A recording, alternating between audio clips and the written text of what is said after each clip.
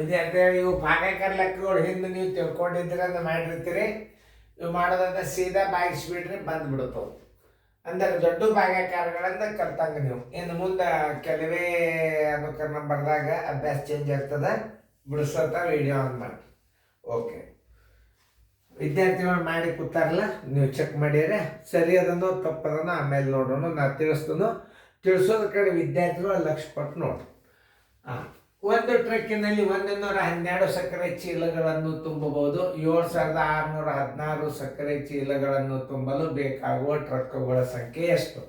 ಏನಿಲ್ಲ, 76 ಸರಳ ಲಿಖತ್ತು ನೋಡಿ. ಇದು ಲೆಕ್ಕಗಳು 7616ಕ್ಕೆ ನೀವು 112 ಬಾಯಿಸ್ಬಿಡ್ರಿ.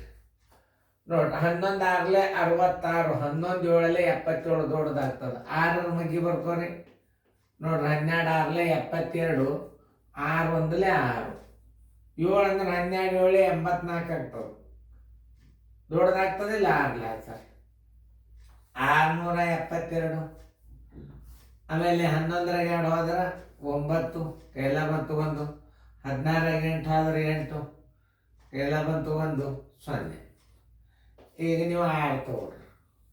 11 8 ನೋಡ್ರಿ, 8ರ ಬಗ್ಗೆ 12 8 96, 8 1 8, 896 ನೋಡ್ರಿ.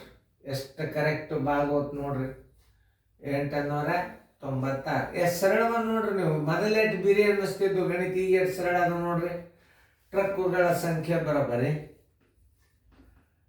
86, 68 ಟ್ರಕ್ಕುಗಳು. 68 ಟ್ರಕ್ಕುಗಳು.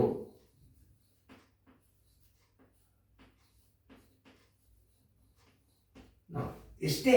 ಏನು ಯಾಕಂದ್ರೆ ನೀವು ದೊಡ್ಡ ಭಾಗಾಕಾರ ಕಲ್ತಿ, ನೀವು ದೊಡ್ಡ ಭಾಗಾಕಾರ ಕಲ್ತ್ರಿ ಅಂತ ಮುಂದೆ ಏನು ಬರ್ತಾವ ಅಂದ್ರೆ ಮಾಸ ತೆಗಿಲಿಕ್ಕೆ ಅದು ಭಾಳ ಸರಳ ಬರ್ತಾವ.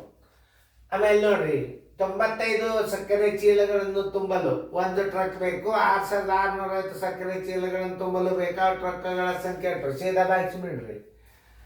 66 50 ಮೊದಲ ರೀತಿ.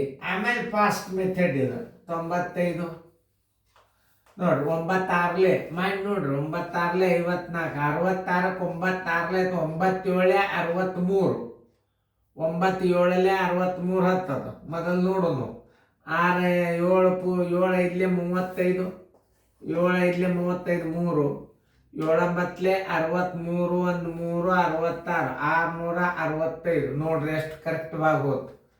7 665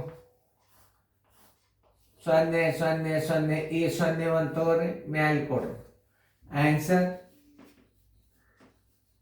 70 ಟ್ರಕ್ಕುಗಳು.